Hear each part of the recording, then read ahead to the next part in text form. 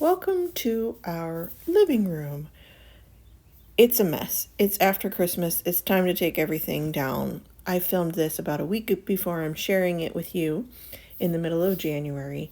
We just have stuff everywhere. Christmas presents, decorations, stacks and stacks of Christmas books and library books set up on the couch. Clothes strewn everywhere. I can't truly and honestly even run the vacuum. There's just stuff everywhere. Here are my granddaughters. Our Christmas village is set up here. I want to pack that and put that away. Every year we do gingerbread houses, and they're still sitting on the fireplace. But we're going to start with my desk of delayed decisions. When I do this room, when I reset this room and clean it and get it back to rights, I always start in this corner and then work my way around clockwise. So on my desk right now are some supplies to get ready to start teaching in January at our homeschool co-op. I am teaching fashion sketching to 8 students, and all of my materials, my library books, my art supplies, all that had been gathered on my desk because I was working on my lesson plan for the first 4 weeks over the Christmas holiday. And for our homeschool co-op, there's so many supplies between the kids' lunches, their backpacks, all their stuff for their 4 classes that they are taking, the 2 classes that I'm teaching fashion sketching, I'm also teaching art. All of that gets lugged into our pseudo schoolhouse, which is actually a church, every week. And so I decided to switch to a wagon. I had been hauling this giant black blue bag with stars on it that I got from Target for $8, but we have this wagon already. We pull it around every Halloween. We use it for scouts. So now I'm going to confiscate it and use it for our winter and spring school year with our homeschool co-op. It's a nice wagon. I can put everybody's stuff in it, and then I'm going to store this in the back of my van. I will probably have to fold it back up and then put everything like in a bin in the back of my van, but that way it's just there at the ready, and it's not something I have to load into my car every week. So to start, for students, I have sketchbooks, proper sketching pencils, and a good eraser, and all of that came with the fee for the class. So I've purchased all those materials. I'm going to be handing them out the first week, and so I've now that they all arrived, because I bought them on sale from various places so I could get the best price, I am pulling all of that together to start with, because I know that's going to be easy pickings off the floor, unwrapping, getting some trash started, and just I know that those are easy things to get off my desk to start to be able to actually deal with all the other things that I have piled here on my desk today. I'm really glad you're with me. My name is Erica Lucas, and if you've been here a number of years, you've seen this desk float around my house. It has lived here in the corner of our living room the longest. It definitely works for me because it can serve multiple purposes. My dumping ground of stuff that I want to do later, my desk of delayed decisions. It also allows me to be in a space where my kids usually are. So maybe they're working on some schoolwork or they're just watching TV or whatever. I can be where they are. And it's also important for me to see my desk like this and not be able to ignore it in an office and just close the door, because that's truly what forces me to deal with it. A lot of times when I declutter something, or I reset it, or at least just get it the way I want it to be, even if I don't have to declutter something to do it, I have to see it all the time, and it has to bug me enough before I actually do something about it. 5 years ago, when I started decluttering and organizing my house and trying to gain back control of my house, I judged myself very hard and really had a lot of mental block about a desk that looked like this. And here I am still 5 years later, and it's still my process. And I've been thinking a lot about this just over the last year, how messes build up in particular areas of my house. And my desk is absolutely one of them. And instead of doing that anymore, I have slowly over the last year coached my brain to stop doing that, stop giving myself a hard time about my own process. And everything that's on here wasn't urgent. It wasn't something I had to get done that day. So it went onto the pile because it didn't have a due date. I am very driven by urgency and importance. And none of the things that went on here required my attention in that moment. When something else in my life did require my attention in that moment, maybe it was something with the kids or my husband or something that I was presently working on for school, not working on for the future. And over the last year, I've really been letting go of that judgment and inviting in acceptance. Acceptance that that is my process. It's part of how my brain works. It's part of our life. It's how it fits into our life currently. It's how I've always done it, and therefore it works for me to put all these things here for a later date. And it just piles and builds, and that's okay. Until one of two things happens. There's something on my desk that is for that day, or it's annoyed me enough that I'm ready to do something about it. I am driven by the need to declutter this desk and get it back. And maybe it's the refresh of a new year. Maybe it's the bills that I had put on top that I knew were going to need my attention in a few days. Or maybe it was just because I had the time over this Christmas break. Whatever it was that came together that allowed me to sit down and focus on this properly, it doesn't matter. That's my process. And I'm okay with it because after years of decluttering and organizing, I realized that you just have to figure out the systems and the processes that work for you to manage your stuff. And this is a process and a system that works for me. Putting everything here for a later date, that's okay. And then I sit down for 2 hours and I just knock it out. It did take me 2 hours to do this desk. You are seeing about 5 minutes of that 2 hours because I cut it out. But the 2 hours, I'm also including all the subsequent tasks that needed to be done in order to clear off the desk. So I had piles of photographs for my daughter to organize into her gymnastics albums that she keeps for each level. I had bills to pay. I had school stuff to organize. I was very happy with how it came out. Everything was corralled in that one bin next to my laptop. And that is baseline for me, is having everything that I still need to keep corralled in that bin on top of my desk, and the floor is clear. I can easily sit and access my computer. So that is good enough for me. That took me several hours, including all the follow-up steps that needed to happen in order to clear off the desk. So this is the next day. This was a 2-day cleanup for me. And when I came back into the room the next morning, I really couldn't decide what I wanted to tackle next. The motivation and the adrenaline and the dopamine was gone from the day before, so I had to restart. And I couldn't power through yesterday after having done the desk. It would have exhausted me, so I had to reboot myself and find the motivation and the intention again. And I was looking around the room feeling overwhelmed. Like, do I want to do Christmas first? Do I want to just clean up all the toys? Do I want to just put everything in a pile and deal with it? I was overthinking the process completely.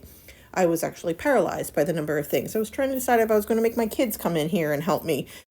The kids were getting back to schoolwork, and I was just floating around as available if they needed any help for their passion projects or things that they're working on. So I just decided to get in there and start working on it, and I decided to just clear stuff out that didn't belong. Sometimes I will go grab our laundry basket and just fill it with all the things that don't belong in that particular room. I went from tried to go clockwise so that I could keep track of exactly, and it gives me kind of a path to work on. So I started closer to the desk and worked my way around that way. And always stop for dog hugs. Always got to stop for the dog hugs. And these 2 dogs would follow me off the face of the earth, I swear. My youngest had been floating around doing school and eating breakfast, and he had some stuff to chat about. So always got to stop for the kids.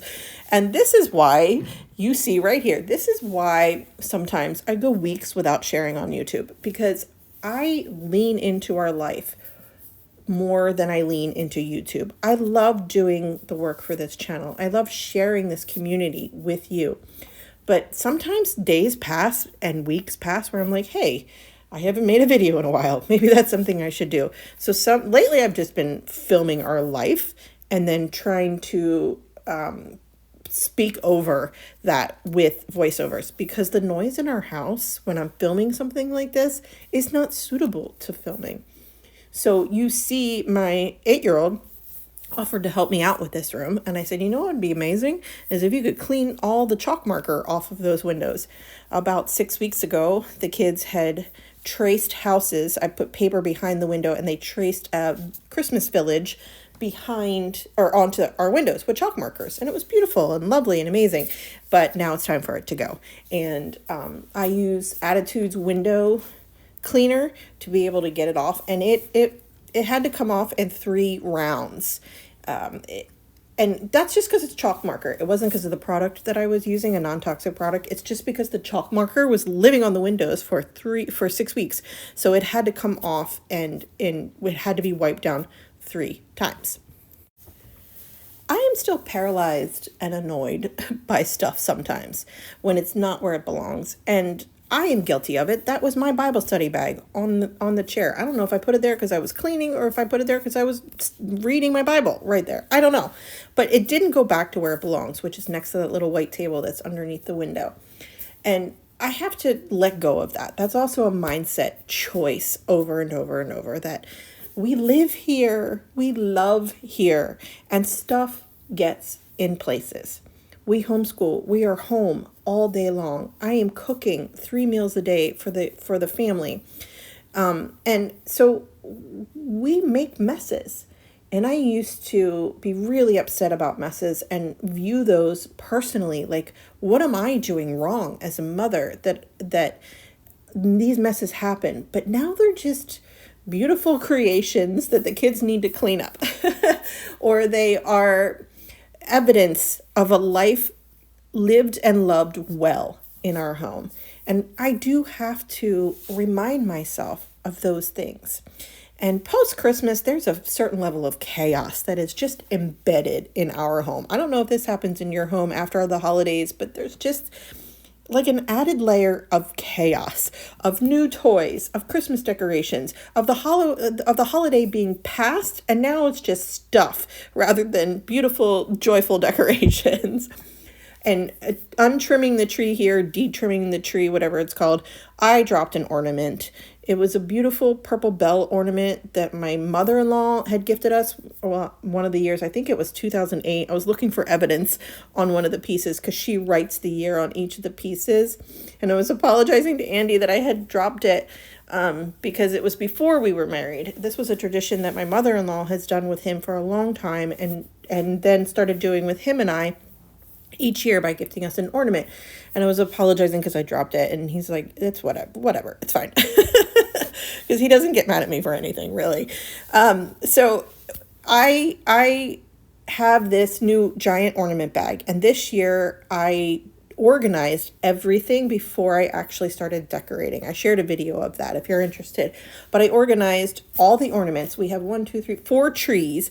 And so I have one ornament bag that's the larger size for all the ornaments on my big tree here in our living room. Each of the kids has a tree in their bedroom, and then I have a tree on the front porch.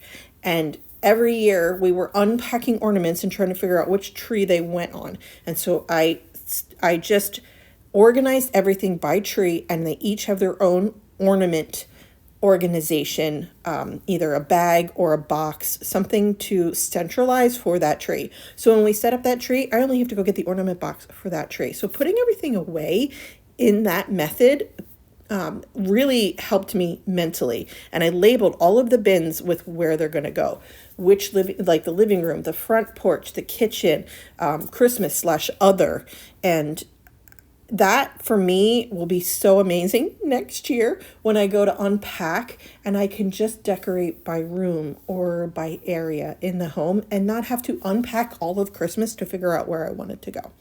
I also took pictures this year and put them in the bins as I was putting them away. So I took a picture of my Christmas window, of the bathroom counter, the way I decorated it, of our fireplace, just so that next year when I need some inspiration, like how do I do this every year? I'm not going to remember 11 months from now how I like it done. So I took a picture so I can just look at it and decide if I want to change it or if I want to continue with the tradition in that way. I'd actually attempted undecorating Christmas 2 days after the new year, but the kids protested. They wanted everything to stay up for a little bit longer. And so I did. Why not? The Christmas joy is year round if we want it to be.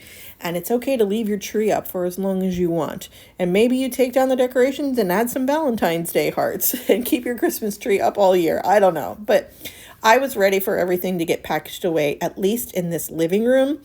When I clean the living room and put everything where it belongs, or I clean the kitchen and put everything where it belongs, it feels contagious to me that the rest of the house can feel that organized and clean too. When I clean my bedroom or the bathrooms, I don't have that feeling. I don't know why. Maybe it's because the living room and our kitchen is such a hub for our life, our family, that we spend hours and hours every single day in there, and all we do in the bedroom is sleep, or all we do in the bathroom is bathroom business. But those two rooms spark a fire for me to declutter, clean, and organize the rest of the house. And especially post-holiday, when I want to start putting everything back into the basement and reclaiming the space, I feel like I always start in the living room and the kitchen and then work my way around the rest of the house. This is a bin of books that we did not read all of them this year. We read about half of them that were stacked under the bench behind where I am kneeling down to put these away. And for anybody who's newer to the channel, these books were gifted to me by people who watch my videos. They mailed me Christmas books because several years ago, when we moved from Pennsylvania to Maryland, we discovered that the fiberglass insulation in our attic had fallen onto our belongings. And a lot of things weren't stored well, and a lot of things were covered in fiberglass, these tiny particles of fiberglass. And I wasn't going to chance my little ones at that time, who were still in, some of them were still in diapers, touching anything that had fiberglass on it. And so I had to throw away a lot of the Christmas storage decorations that were in storage up in our attic in Pennsylvania. And I was pretty upset about some of those things. It was, a really great impetus to declutter a lot of things and go back to basics, to be able to be forced to throw things out. But the books are just something so cozy for us in the Christmas time to sit and read books. I actually made it a requirement in the morning to pick a Christmas book and read it with me for a couple of weeks. And you guys came through. You came through that year. You mailed me your favorite Christmas books, and I was blown away by the kindness in this community, and I am continually blown away from the kindness in this community year after year. When I struggled in the very beginning with how to even declutter and get rid of stuff and live a little simpler. And here I am now, always reciprocating that kindness to you. I think of you often. I pray for you. I wonder about you. I have met many of you. Many of you have my personal cell phone number and text me and keep in touch with me and email me. And I love that we have this friendship that has developed from something as simple as YouTube or social media. Social media isn't all bad. Sometimes it might feel to be when I sit and scroll on Instagram for a couple of hours, but I love what has come out of this community and being online and sharing. And there's a lot of vulnerability in posting videos when you're a YouTuber. And here I am now, all these years later, and I sometimes wonder if I should be sharing from a teaching perspective of how to declutter, how to make decisions. And sometimes I do that, how to live simply, how to simplify your space. But I struggle with telling someone how they should do something in their own home. I feel more comfortable sharing my space and how I do things, and that even now, half a decade later, stuff still bothers me and triggers anxiety. So I try to make spaces intentionally. So right here in this chair, I do sit and read. And I have 2 nonfiction books right now, Raising Good Humans and Healthy Home Cook. And those 2 books right now are nonfiction books for me. And when I'm reading a nonfiction book, I usually have a notebook that goes along with it, either a notebook of the entire topic and it's just the next book I'm taking notes from, or it's a notebook that is just paired with that book. I have one in my purse right now with a notebook as well. And I wanted to create something intention and inviting and easy. I even put a pen here in this space so I could just sit, read a couple of pages, add some notes to my notebook. There's a lot of things that I like to learn about and to improve myself and do better by my own definitions. And so I am always reading one nonfiction book and a fiction book. The fiction book is usually on my Kindle, and the nonfiction book I like in my hand so I can make notes either in the book or in a notebook as well. So this video is kind of the second perspective of winter homemaking and how I'm simplifying spaces, cleaning spaces, decluttering spaces, it's kind of like a day in the life view into our home, but I don't come from it from this perspective of telling you how many items you should have of something or how your space should look. I try to provide more inspiration and real life application, practical application of decluttering and minimalism, if that's something you're going for. I don't know that I qualify myself as a minimalist, really. It was something I understood at the beginning and thought maybe I wanted to do, but I'm more minimal-ish. And for me, that just means less stuff, less to manage, and just easier to take care of, easier to put away, easier to get out, easier to clean. And post-Christmas, that's what I wanted to get this room to. It was just clean and not chaotic with the Christmas decorations and all the stuff that didn't belong. And so I wanted to reset this living room space here with you today. And right behind that table is the dog's bed, and you can see little Ranger just sitting there chilling out. I am listening to music and cleaning off all the surfaces at this point now that I've mostly put away a lot of the Christmas stuff. I still have to put away the Christmas village, but I wanted to reset the space and make it feel inviting and cozy for our winter season. I have a 5th grader, a 4th grader, and a 2nd grader. And half of our school is done in this room, sitting on the couch together, and half of our school is done on a computer for some of the online programs that we use. And this shelf contains all of our current science interests. A lot of times, especially for my 2nd grader, it's just, what do you want to learn about science today? I make science a priority. I make learning about science a priority, but I don't necessarily follow a curriculum every year for every subject. It's just not a fit for the way my kids learn and the way that I teach. This year I'm using curriculums for math, language arts, and social studies, but science, music, art, physical education, all the other subjects we're required to hit in Maryland, I just use an interest-based approach and just make sure that there's availability of resources. When I was cleaning out this shelf, this magazine, Popular Mechanics, has been flipped through enough that it's ready for the trash can. And this comic book one, someone just sketched in like a toddler or something. I don't know. So it was also trash. On this shelf was our Advent box. I keep all of our Advent supplies in this box for storage. So this year we hung our little stocking on the fireplace, and my daughter filled each one of those with something to do, like watch a Christmas movie, remember the reason for the season, make gingerbread houses. And she decided which sock it went in. She loves that job. And then they created a rotation. They wrote down a rotation of who was getting which day. So there was no fighting, because they also had Lego Advent, and they had to rotate that as well. Our gingerbread houses each year, I just buy them from wherever I see them on sale. This year I got them from Joann Fabrics, and we just sit down, the 5 of us, and have fun decorating. My daughter's one was actually broken apart when we opened it, so she swapped with Andy, and then Andy just glued his house pieces together. So you saw me declutter the magazine and the comic scribble book. That's a small declutter, right? 2 things off a shelf that had 10 things. That's a small declutter. I mean, I guess that's like 20%, but still, that's really it as far as items that I was holding on to. The rest of this was trash, and I'm going to fill this whole bag with gingerbread houses as trash, and then an entire bag of trash off of my desk. Sometimes decluttering is just getting rid of the trash to make a space better. And those choices can be difficult. Gingerbread houses are not hard for me.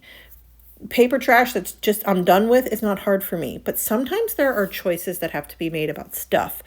And you have the branch decisions that come from letting go of books or toys or art supplies. That has a branch effect, meaning you have to decide where you're going to donate it to. Or are you going to declutter it to the trash? What is the best way to trash it? What is the best way to donate it if you decide to donate it? Where would someone find this item at a donation store? Or should I give it away in a Facebook group in my neighborhood? Those branch decisions that come from decluttering can be really hard. So the first step is to decide that you're going to get rid of it. And making a choice to physically let go of an item comes with some emotions, some processing, maybe some guilt, some financial guilt, sentimental guilt, fear of letting go. Like, what if I want this someday? What if I need this someday and I have to buy it again? Letting go of all of that and allowing those emotions to help you process those decisions is important. The second step of decluttering is actually getting it out of your house. And in this room on this day, those were easier decisions for me because they were simply just trash. It just needed to go in the garbage. And sometimes decluttering is just trash. In the corner I started in, I have things where I want them to be, and I decided to just sort of keep cleaning since I had the vacuum and the mop out. And I did not do this section of the hardwood floor. I wasn't going to roll up my rug and do a deep clean of the entire floor, but I definitely wanted to attend to all the spots that are out all the time of the hardwood floor.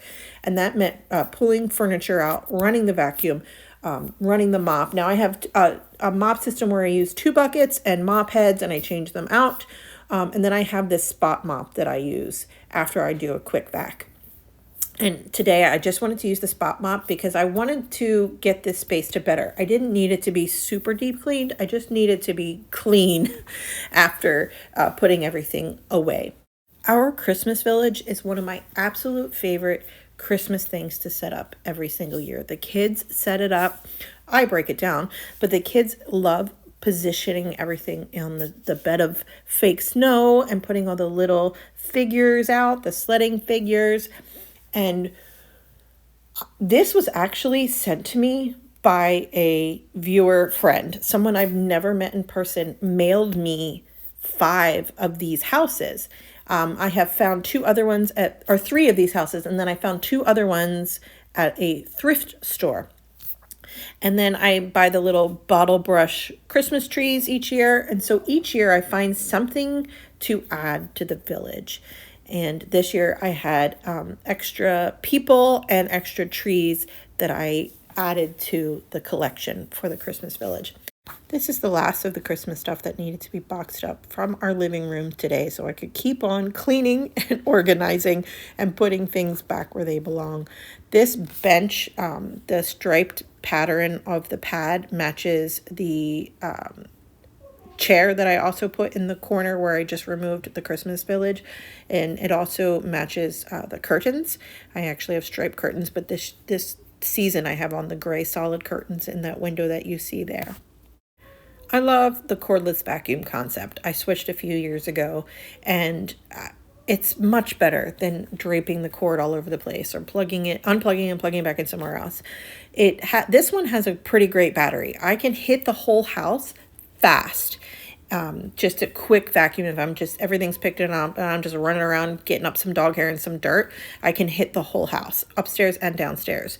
Or if I'm doing something like this, the battery will last for this whole room of stopping and starting. If I turn it on and hit the whole house and then put it back on the charger, it lasts. When I stop and start it, it will last for the whole room in a way that I'm doing it like today, where I'm just slowly going section by section by section. And I have a couple area rugs throughout the house, but mostly we have hardwood floor throughout the whole house.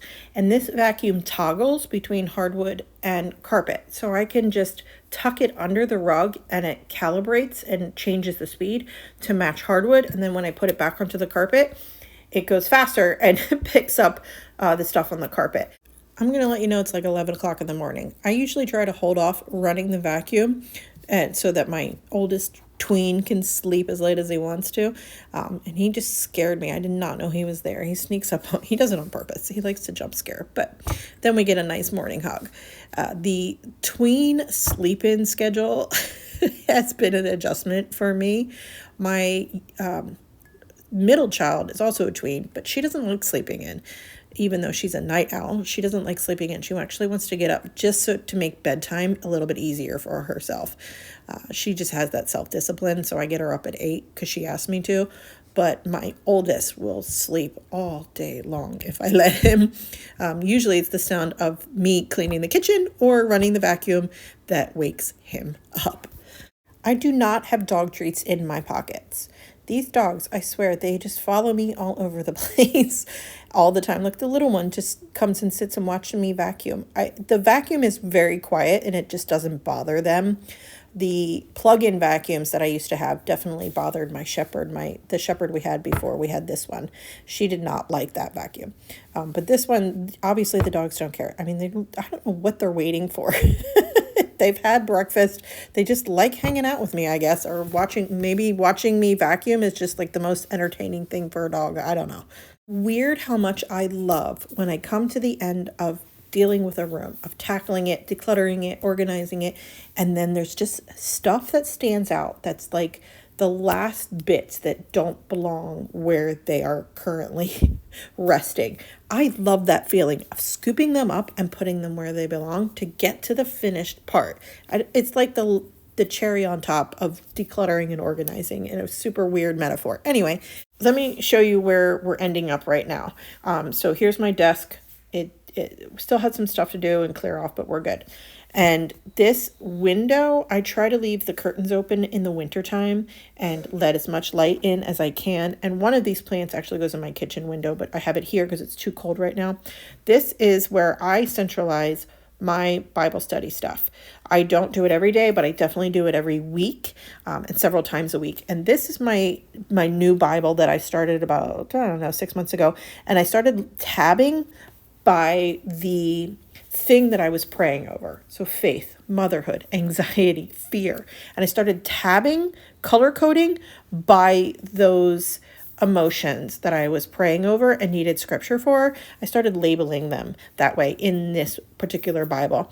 This is the NLT wide margin, so it's a journaling Bible. I liked the NLT version. My last Bible is a King James, but I did not like the translation.